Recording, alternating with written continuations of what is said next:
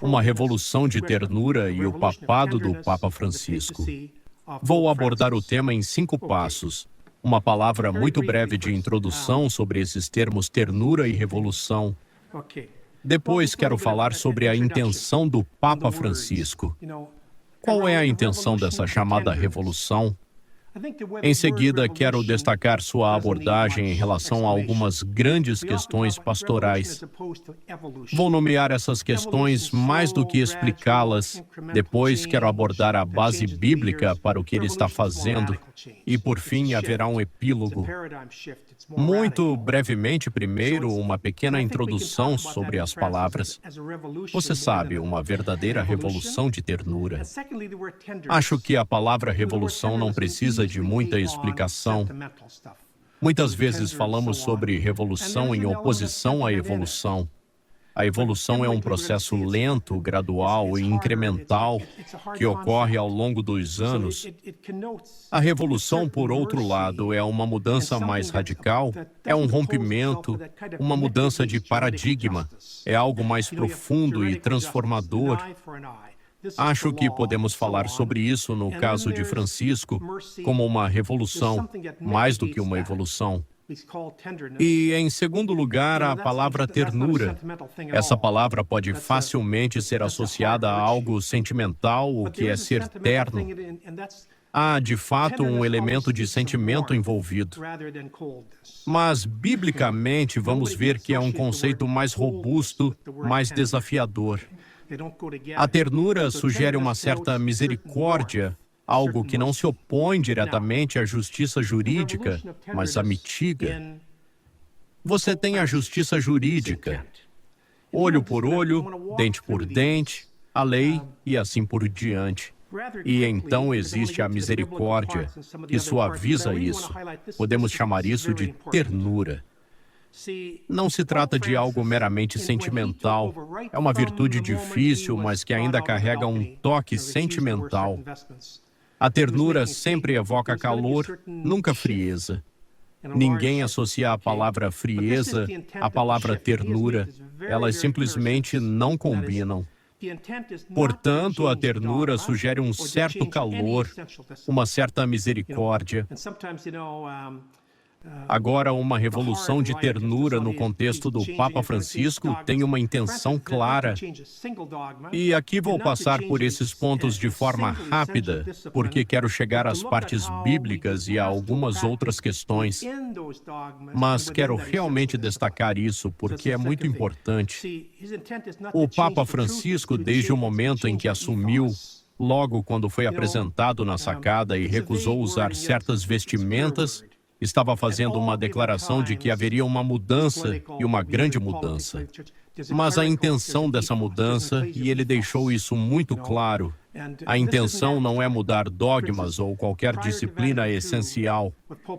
Às vezes, vocês sabem, os setores mais conservadores acham que ele vai mudar os dogmas. Mas o Papa Francisco não quer mudar um único dogma e nem uma única disciplina essencial. O objetivo dele é olhar para como realizamos a prática pastoral dentro desses dogmas e dentro dessa disciplina essencial. Então, o segundo ponto é o seguinte. Veja, a intenção é, sim, mudar o nosso ethos. Esse é um termo amplo, mas ao mesmo tempo bastante claro. Em qualquer época, há algo de político em nosso ethos. Temos isso na política e também na igreja. Há um ethos clerical, um ethos eclesial. Não é algo abstrato. Por exemplo, antes do Vaticano II, com o Papa Pio XII e os 3 Papas Pio, havia um certo ethos. Então, João 23 também teve a intenção de promover uma revolução e tentou isso, pelo menos. Ele disse, quero abrir janelas. Você percebe que ele não disse, vou mudar dogmas. Ele disse, vou abrir algumas janelas.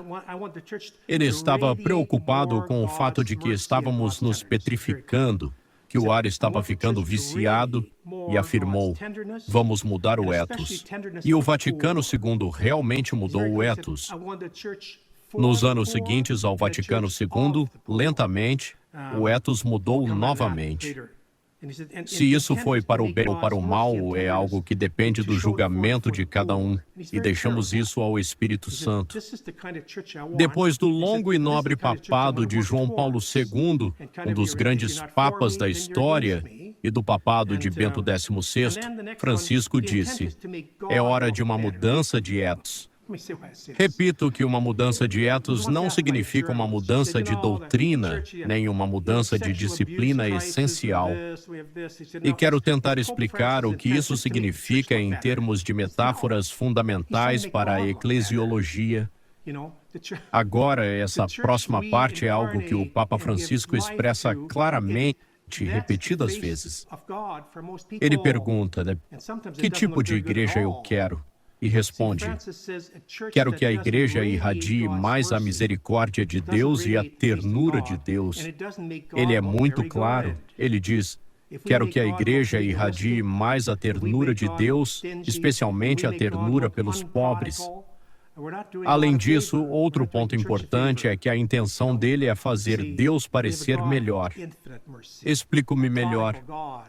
Certa vez, um jornalista perguntou a ele sobre isso, mencionando a crise de abusos sexuais na igreja e outros problemas. Ele respondeu: a intenção não é apenas fazer a igreja parecer melhor, é fazer Deus parecer melhor. Veja, a igreja é o corpo que encarna e dá vida à fé. Ela é o rosto de Deus para a maioria das pessoas. E às vezes esse rosto não reflete Deus de forma muito positiva. Francisco diz que uma igreja que não irradia a misericórdia de Deus não irradia o rosto de Deus. E quando isso acontece, não faz Deus parecer bom. Se fazemos Deus parecer legalista, se fazemos Deus parecer mesquinho, se fazemos Deus parecer não pródigo, não estamos fazendo um favor a Deus nem à igreja, porque o nosso Deus é o de misericórdia infinita, um Deus pródigo.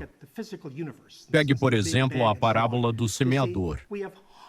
Para compreender como essa parábola é radical, você precisa ser um agricultor. Jesus diz: um semeador saiu para semear. Algumas sementes caíram no caminho, outras no meio dos espinhos, outras em terreno pedregoso e algumas em terra boa. Meu pai era agricultor. Nenhum agricultor semeia assim. E a razão pela qual os agricultores não fazem isso é porque eles têm uma quantidade limitada de sementes.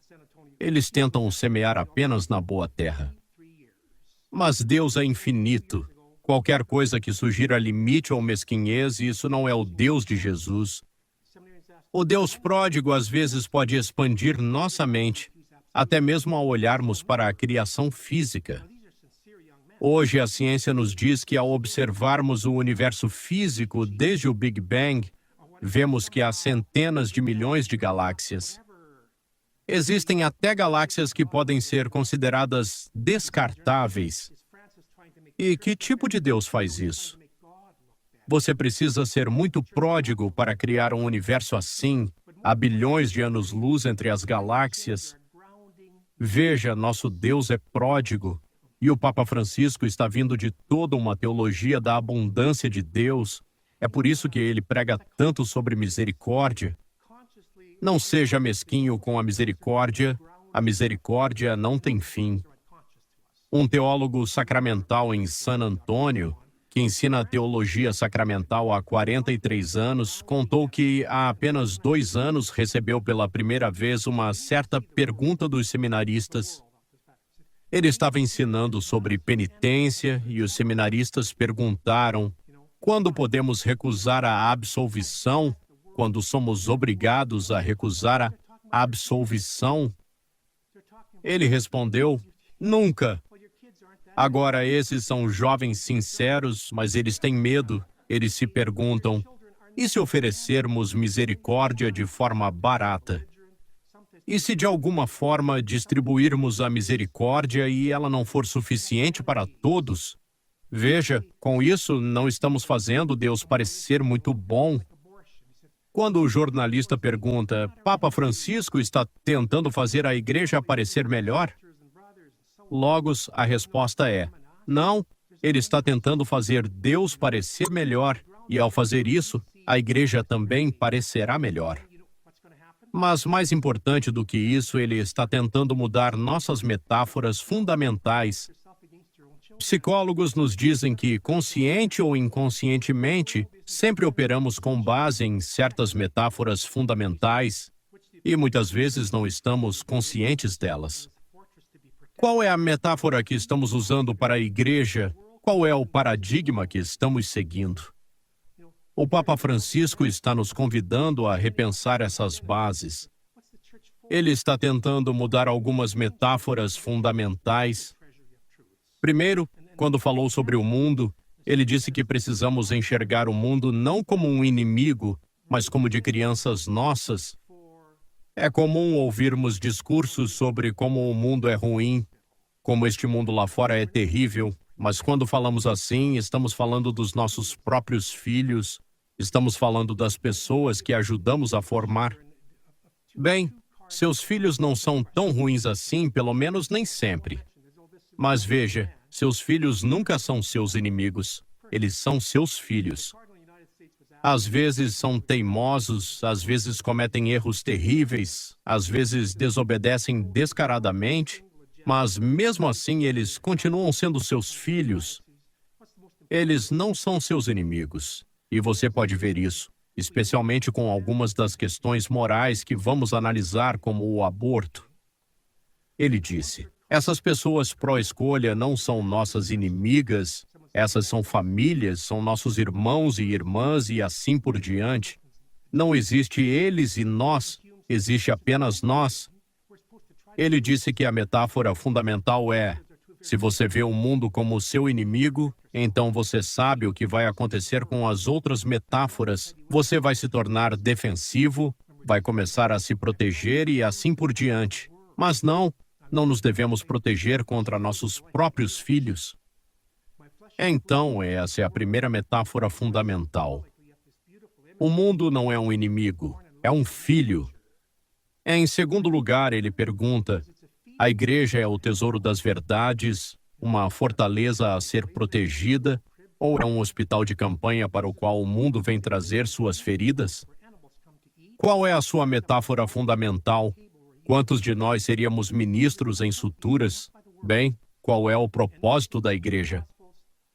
O perigo é que a igreja se veja como o tesouro das verdades e tenha a sensação de ser uma fortaleza a ser protegida. Mas não é para isso que existimos. Aí ele usa a imagem que eu achei oportuníssima. Somos um hospital de campanha. Não estamos aqui para nos proteger como igreja.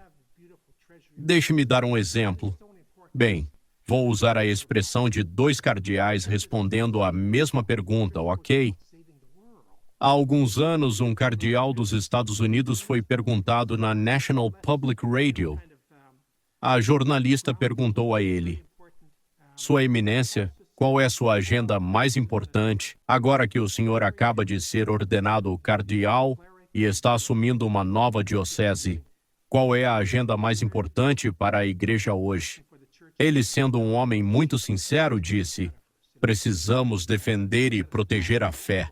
A fé está sob cerco hoje. Certa vez ouvi o cardeal Hume responder exatamente a mesma pergunta. Alguém perguntou: Sua Eminência, qual é o primeiro item da agenda importante para a igreja hoje? E Hume disse: como sempre foi, devemos tentar salvar este planeta. Observe que essas são duas respostas muito diferentes. Precisamos nos proteger e precisamos tentar salvar o mundo. Agora não preciso dizer qual delas está mais próxima de Jesus. Lembre-se de que Jesus disse: minha carne é comida para a vida do mundo. Note que ele não disse: minha carne é comida para a vida da igreja. Ele disse: minha carne é comida para a vida do mundo. É por isso que, simbolicamente, temos essa bela imagem de Jesus sendo colocado numa manjedoura. Por que uma manjedoura? Porque é um coxo para animais. Há uma linda canção chamada Away in a Manger. Lá na manjedoura, sem berço para a cama, Jesus nasceu, foi colocado em um coxo, onde os animais vêm para comer, e ele acaba num altar, numa mesa, onde os humanos vêm comer Jesus. Eu vim para ser comido pelo mundo. Observe nos evangelhos que sempre que tentam proteger Jesus dizendo, não queremos crianças, prostitutas, ladrões, Jesus lhes diz que ele pode lidar com isso. Jesus não se protege a ponto de se deixar ser morto. Veja, Francisco diz, nós temos uma igreja bonita, temos um belo tesouro de verdades, e isso é muito importante, mas não é isso que somos. A igreja não é sobre se salvar, a igreja deve ser sobre salvar o mundo. Ele também diz que todos nós que fazemos ministério devemos ter muito cuidado para não transformar isso em uma empreitada clerical. E isso é o famoso pensamento. Você será uma boa pessoa para a igreja se cheirar como as ovelhas. Essa é uma das suas metáforas, sabe? Temos que cheirar como o rebanho, ok? Esse é o seu propósito. Quero lhe dar essa frase de Robert Lax. Robert Lax foi um grande amigo de Merton, provavelmente um amigo de toda a vida de Merton. Eles foram estudantes juntos e Merton foi para um mosteiro. Lax foi para a Grécia e se tornou esse tipo de monge eremita pelo resto de sua vida escrevendo livros. Ele escreveu alguns livros maravilhosos. Lax uma vez disse que a tarefa da vida não é apenas encontrar um caminho pelo qual andar, mas também encontrar um ritmo no qual caminhar. É uma distinção maravilhosa. Temos que encontrar um caminho, mas depois você tem que encontrar o seu ritmo para andar dentro desse caminho. Agora, Francisco diz que nossas verdades e nossos dogmas estão mapeados para nós. Não precisamos procurar um novo caminho. Temos que encontrar uma maneira de caminhar pastoralmente, levando a misericórdia e a ternura de Deus enquanto andamos ao longo desse caminho. É apenas uma maneira diferente de dizer o que eu disse no início. Já que não estou tentando mudar nenhum dogma, não estou tentando mudar nenhuma das disciplinas essenciais da igreja, estou dizendo que dentro delas precisamos colocar um rosto misericordioso. Precisamos encontrar um ethos diferente, talvez um ritmo diferente do que temos encontrado ultimamente. Agora, destacando a abordagem de Francisco, vou apenas mencionar alguns desses pontos e algumas de suas declarações mais famosas sobre cada um. Primeiramente, a comunhão para pessoas em situações irregulares. Desde o primeiro dia, isso foi algo muito importante para ele. E ele está olhando para o nosso mundo novamente, porque esses são nossos filhos. E ele está dizendo que hoje o que costumava ser normal agora é elitista, e o que costumava ser irregular agora é quase a nova norma. Então estamos vendo tantas pessoas tendo casamentos desastrosos no primeiro casamento. Sabemos disso. Todos nós nos apaixonamos por pessoas pelas razões erradas e pelas pessoas erradas. Há tantas pessoas jovens que entram em um primeiro casamento desastroso que, na verdade, não é gerador de vida e está tirando a vida delas, e às vezes é positivamente abusivo ou algo do tipo, mas não é gerador de vida. É algo que vai minando a vida. Então elas saem de um relacionamento assim e muitas vezes entram em um segundo relacionamento que é gerador de vida. Agora, isso é o que Francisco observa. Ele diz que precisamos olhar para o nosso formato. Ele diz que a ironia é que se você olhar para isso e olhar para a primeira situação que foi infeliz e realmente destrutiva, ele diz, aquilo era um sacramento. Mas agora que eles estão em uma situação geradora de vida e estão vivendo em pecado, precisamos repensar. Ele não está tentando mudar as leis quando diz que sabe aonde esse formato nos leva. Precisamos repensar isso, se isso é a nova norma e assim por diante. Bem, porque vemos que eles estão vivendo em pecado e no início era um sacramento. Agora, no formato como temos feito, tudo faz sentido, mas isso é um certo software. O nosso mundo não vive mais dentro desse software. Eu estudei teologia clássica. É maravilhoso. Mas é um certo software da Microsoft e agora as pessoas não o utilizam mais. E é por isso que as pessoas muitas vezes ficam chateadas com a igreja. Em alguns casos, quando a igreja diz, bem, isso é intrinsecamente errado, Podemos ver que, quando isso foi escrito, fazia sentido dentro desse software. Seus filhos estão lendo fora desse software. Isso é terrível. Eles pensam, a igreja está nos julgando. Não está, mas para eles está. Então, o Papa Francisco disse que precisamos olhar para o software dentro do qual concebemos essas coisas. Só para inserir um pouco de humor aqui, quando eu estava morando na Bélgica, no seminário American College, havia uma mulher lá, uma mulher muito exuberante, que trabalhava na manutenção, limpeza e afins, e ela era um pouco como a mulher do poço, a mulher samaritana. Ela teve uns 5 ou 6 maridos e provavelmente estava morando com alguém que não era seu marido. Então, um dia o cardeal Daniel veio visitar o seminário e estávamos todos na fila de recepção, então, claro, ele estava perguntando a cada pessoa o que fazia, conversando um pouquinho. Quando ele chegou a ela, cujo nome era Bárbara, ele perguntou, então, o que você faz? Ela respondeu, bem, eu trabalho na manutenção e limpeza. E então o cardeal perguntou, você é casada? Bem, Sua Eminência, sim. Não, ela disse, na verdade, Sua Eminência, estou vivendo em pecado. E os dois caíram na gargalhada. Ok, Francisco também riria. O controle de natalidade, de novo. Francisco não está mudando nada sobre controle de natalidade, mas precisamos refletir sobre onde priorizamos isso no nosso ensino. Isso é uma questão moral, onde colocamos isso, e como abordar isso pastoralmente e assim por diante. E o mesmo vale para a homossexualidade. Todos estão familiarizados com sua famosa frase, quem sou eu para julgar? Irei falar sobre isso quando falarmos sobre julgamento nas Escrituras ou aborto. Mas Francisco diz, e ele é contra o aborto, obviamente, ele é pró-vida 100%. Mas ele diz que precisamos ouvir essas mulheres, precisamos ouvir essas pessoas. E sabe de uma coisa? 3 anos atrás, no dia de Natal em Nova York, as mulheres pró-escolha colocaram um anúncio de página inteira no New York Times, e onde estava escrito, obrigado a Papa Francisco, você é o primeiro Papa que nos ouviu. Não dizia que o Papa concordava com elas, mas elas estavam gratas porque ele as ouviu, ele as escutou.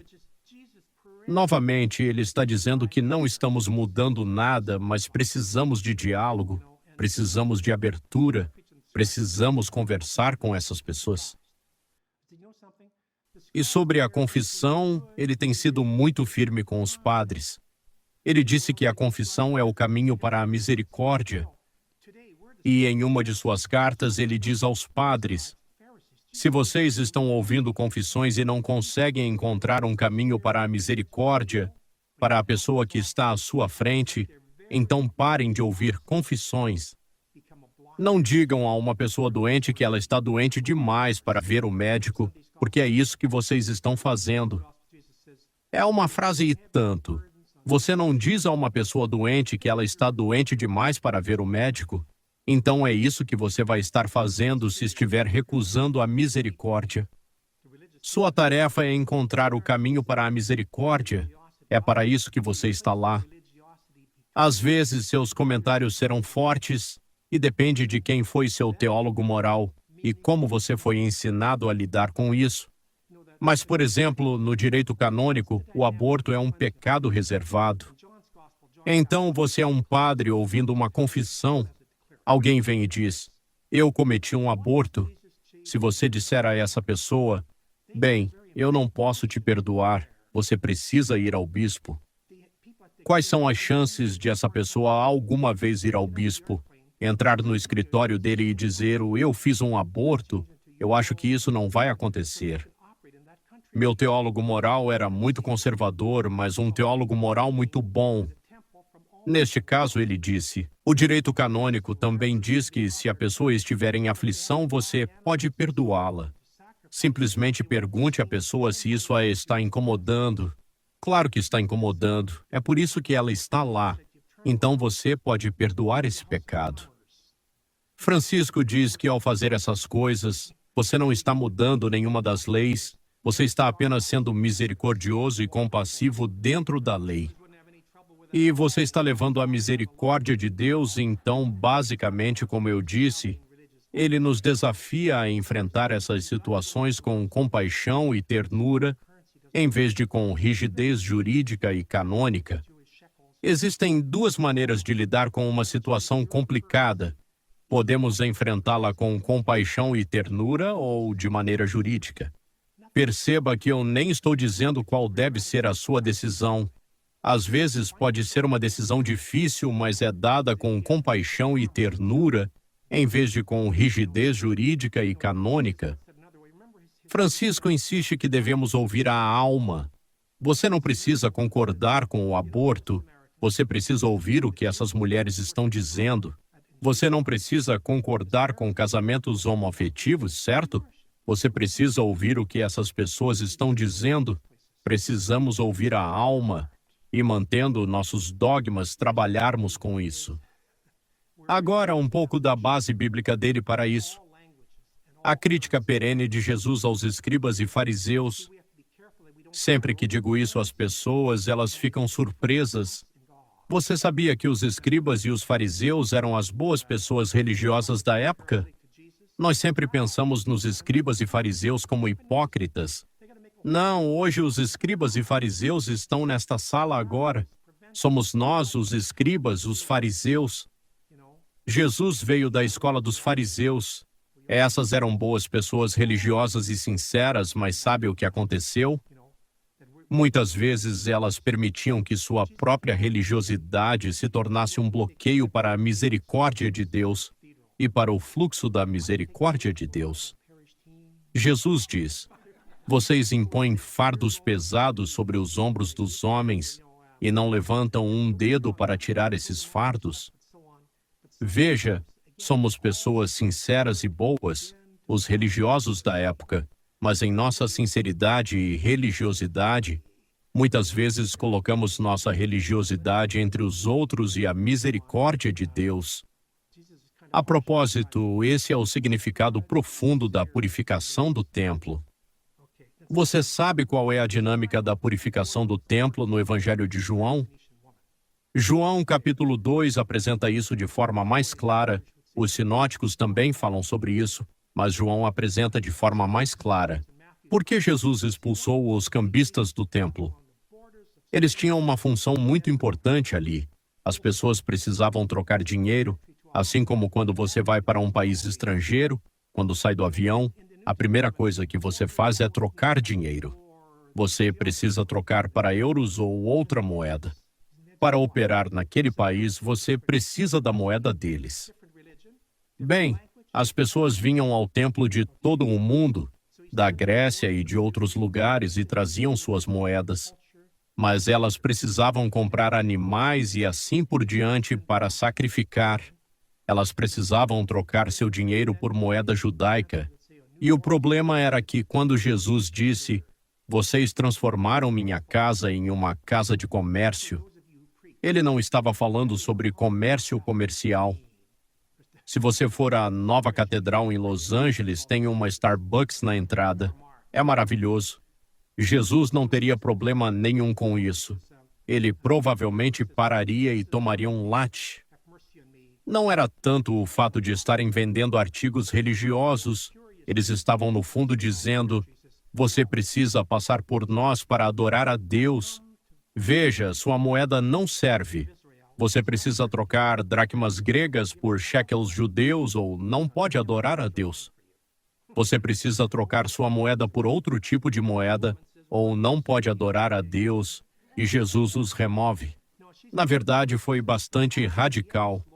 Eu acho que foi isso que o fez ser crucificado. Foi a gota d'água, porque ele começou a perturbar o comércio em si. Outro caso, lembre-se do diálogo dele com a mulher samaritana. A mulher samaritana diz: você sabe, eu sou samaritana, e os judeus dizem que eu tenho que adorar no monte em Jerusalém. Os samaritanos dizem que você tem que adorar no Monte Garizim. Então, onde você adora? Onde está o verdadeiro templo? E Jesus não fez isso em nenhum desses lugares. O templo está dentro do seu coração. O cristianismo é uma religião de tradução, onde todas as línguas e todas as moedas funcionam. Bem, e veja, precisamos ter cuidado para não colocar nossa própria moeda entre nós e Deus. Mais uma situação relatada nas Escrituras, onde alguns tentavam levar um paralítico até Jesus. E a multidão estava no caminho. É uma coisa interessante. Eles vão fazer um buraco no telhado para baixá-lo. Veja, a multidão está impedindo alguém de chegar até Jesus. Em nossa religiosidade, muitas vezes, com toda boa sinceridade, acabamos fazendo isso. Nos tornamos os cambistas. Se Jesus voltasse hoje, ele não usaria um chicote contra as pessoas no Starbucks na catedral. Mas ele poderia usar um chicote contra muitas das nossas equipes paroquiais que dizem: você tem que passar por mim. Não me entenda mal. Não sou contra coisas programáticas, mas às vezes, novamente, com toda sinceridade, começamos a bloquear a misericórdia de Deus. Você não vai ser batizado a menos que passe por mim. A outra história interessante está no Evangelho de Mateus. Um dia, Jesus estava andando pelas fronteiras de Tiro-Sidônia quando encontrou uma mulher. Ponto final. Isso não é uma introdução para uma homilia. Isso é a homilia profunda. No Novo Testamento, as fronteiras sempre significam algo mais do que geografia, sempre significam mais do que geografia. Tiro-Sidônia tinha uma etnia diferente, uma religião diferente, uma língua diferente, uma cultura diferente. Então ele está de pé nas fronteiras de etnia, religião, cultura e gênero. A mulher era de um gênero diferente. Onde a igreja está hoje? Francisco diria nas novas fronteiras de etnia, religião e gênero. Então a Sirofenícia tem esse maravilhoso diálogo. Jesus, filho de Davi, tem misericórdia de mim e cura minha filha. Acontece aí uma das coisas mais curiosas que Jesus vai dizer em toda a Escritura. Ele diz, não. Ele diz que veio apenas para as ovelhas perdidas da casa de Israel e que não é justo tirar o pão dos filhos e dá-lo aos cães. Ela estava de pé. Ela diz, sim, Senhor Adonai. Veja como ela muda a descrição. Senhor Adonai, mas até os cães comem as migalhas que caem da mesa das crianças. E Jesus disse, uau, nunca vi fé como a sua em todo Israel. Imagine este cenário com o qual a maioria de vocês está familiarizada. Imagine o nosso programa de preparação para o batismo. Você está liderando o programa, conduzindo essas pessoas por 9 meses de processo, e hoje é a vigília pascal.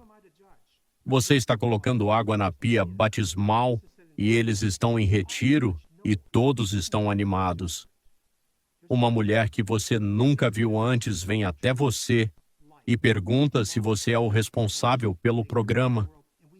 Depois que você confirma, ela diz, eu gostaria de ser batizada esta noite. Agora, quais você acha que são as chances dela? Nenhuma. Porque você responderia como Jesus, sob a chancela filho de Davi, diria não. Não é justo, você sabe. Eu estou lidando com as pessoas que estão fazendo o curso, e não é justo, sabe? Você não teve nenhuma aula enquanto essas pessoas tiveram 9 meses de aulas. Volte na segunda-feira, vá à sacristia e eu vou te inscrever. Mas então aquela mulher diz, Desculpe, vejo que me dirigi a você de forma errada. Você não é apenas o líder do treinamento aqui. Você é também um instrumento universal de salvação para todas as pessoas, quer estejam no curso de batismo ou não.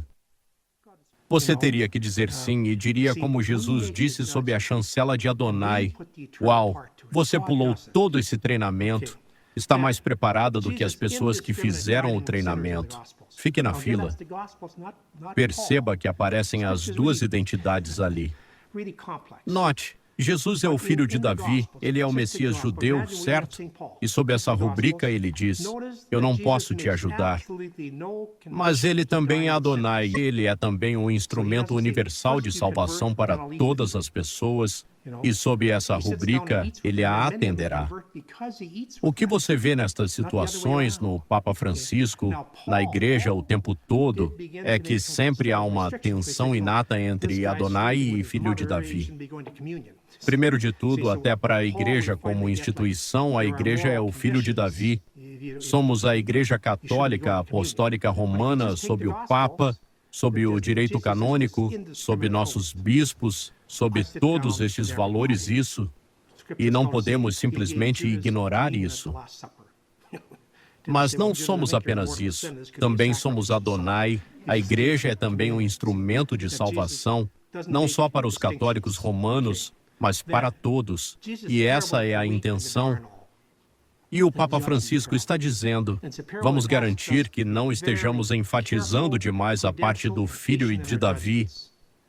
A parte mais teológica do diálogo com a Sirofenícia é esta. Jesus está dizendo, se eu fizer isso para dar de comer aos cães, eu precisarei sair de casa, porque ao contrário dos judeus que não deixavam os cães entrarem em casa para dar comida a eles, teriam de sair de casa, mas não os pagãos. Analogamente, para fazer o que preciso, precisarei sair do catolicismo, precisarei sair de quem eu sou. E ela responde, não, você não precisa, eu já sou um de vocês, eu já estou na casa. Vamos ver agora a questão do julgamento. Temos as declarações de Jesus sobre o julgamento no Evangelho de João. Claramente lemos isso. Jesus diz no Evangelho de João, eu não julgo ninguém, Deus não julga ninguém. Isso é muito interessante porque também o Papa Francisco diz, quem sou eu para julgar? Bem, ele não foi a primeira pessoa a dizer isso. Jesus disse no Evangelho de João, eu não julgo ninguém, o que não significa que não haja um julgamento. Há julgamento, mas Jesus diz que a verdade, a luz, o amor, a revelação vem ao mundo e nós mesmos nos julgamos. Deus não envia ninguém para o inferno, Deus não julga ninguém. Nós nos julgamos. Deus põe luz, verdade, revelação, amor, e então nos julgamos sob isso. Nós é que fazemos o julgamento, e isso é importante. Quem sou eu para julgar? Jesus disse, eu não julgo ninguém. Deus não julga. Então isso neutraliza esse tipo de argumento bobo. As pessoas perguntando, se Deus é todo bom, como ele pode mandar pessoas para o inferno? Bem, ele não manda. Nós nos colocamos no inferno, se é que algum dia vamos lá, nós nos colocamos lá. E eu acho que você pode dizer isso dogmaticamente, ou seja, sem estar em heresia. Não há ninguém no inferno que esteja dizendo, se eu tivesse 5 minutos, faria um ato perfeito de contrição e iria para o céu. Você não encontrará pessoas no inferno dizendo, se eu tivesse minha vida para viver de novo, faria diferente. Depois vemos Jesus jantando indiscriminadamente com pecadores nos evangelhos. Novamente, isso está nos evangelhos, não em Paulo. As escrituras são realmente complexas, mas nos evangelhos Jesus não faz nenhuma condição para jantar com pecadores. Ele não diz, primeiro você se converte, depois eu janto com você. Ele se senta e come com eles. Então muitos deles se convertem porque ele come com eles, não o contrário. Agora Paulo começou a estabelecer algumas restrições, por assim dizer. Então, esse cara está dormindo com a mãe dele, então não deveria estar indo à comunhão. Com Paulo, finalmente entendemos que existem condições morais do tipo, você não deveria estar indo à comunhão. Mas se você considerar apenas os evangelhos, Jesus é esse anfitrião indiscriminado. Jesus se senta com todo mundo. Os estudiosos das Escrituras observam que ele deu a comunhão a Judas na última ceia. Jesus não disse, bem, Judas, acho que você está em pecado mortal. Isso pode ser um sacrilégio e assim por diante. Ele simplesmente deu a comunhão a ele. Veja que Jesus não faz distinções. Na parábola de Jesus do trigo e do joio, ele nos pede para sermos muito cuidadosos, prudentes e pacientes em nossos julgamentos. Ele diz na parábola: um homem semeou trigo em seu campo, então veio o inimigo dele e semeou o joio. Os trabalhadores dele vieram e disseram: alguém semeou o joio no seu campo, devemos ir e arrancá-lo? E o agricultor disse: não podem, porque em determinado estágio o trigo e o joio parecem exatamente iguais, e vocês poderiam estar arrancando o trigo sem saber. Então vocês têm que deixar crescer até a colheita, e na colheita aí sim poderão ver qual é o trigo e qual é o joio. Bem, ele está falando sobre paciência no julgamento. Esperem pelos frutos. Vejam o que vai acontecer na vida dessa pessoa. Isso exige muita paciência no julgamento. E então, vai aqui um último texto, como exemplo da ternura de Jesus, que, a propósito, Francisco se referiu várias vezes a ele. É o que aconteceu com a mulher apanhada em adultério. Está no Evangelho de João e, para mim, é uma das grandes histórias das Escrituras. Um dia, Jesus estava sozinho e uma multidão trouxe uma mulher. Eles a colocaram no meio, cercaram-na e disseram a Jesus: apanhamos essa mulher no próprio ato de adultério. Moisés disse que mulheres assim devem ser apedrejadas até a morte. O que você diz? Jesus não disse nada. Jesus se curvou, ficou escrevendo com o dedo no chão. Ele olhou para cima e disse, olhou para as pessoas, não para a mulher, e disse: aquele de vocês que estiver sem pecado, que atire a primeira pedra. Ele se curvou novamente e continuou escrevendo com o dedo. João disse que então todos deixaram suas pedras e foram embora, um por um, começando pelos mais velhos. Então Jesus se virou para a mulher e disse: ninguém te condenou? Ela disse: ninguém, Senhor. E Jesus respondeu: eu também não te condeno. Agora vai e não peques mais. O que significa o dedo no chão? Rabiscando? Anotação para si mesmo? Não, isso é a chave.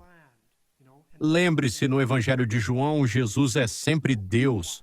No Evangelho de João, não há humanidade em Jesus desde a primeira linha, começando com: no princípio era o Verbo, e o Verbo estava com Deus, e o Verbo era Deus, até o Verbo se fez carne.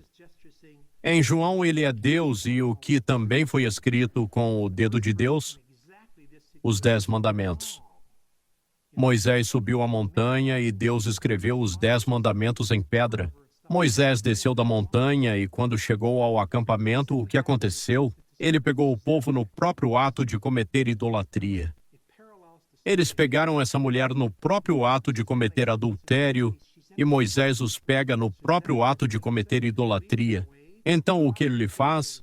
Moisés quebrou os 10 mandamentos. Moisés foi a primeira pessoa a quebrar os 10 mandamentos. Ele os quebrou fisicamente e depois pegou as tábuas e apedrejou o povo. Isso é uma metáfora poderosa. Ele apedrejou o povo em nome de Deus, com a lei de Deus. Mas ele estava errado. Ele teve que subir a montanha novamente e receber os mandamentos pela segunda vez. Moisés, não faça isso. Não apedreje as pessoas em meu nome. Não use minha lei para fazer violência contra as pessoas. Eu sou um Deus de misericórdia.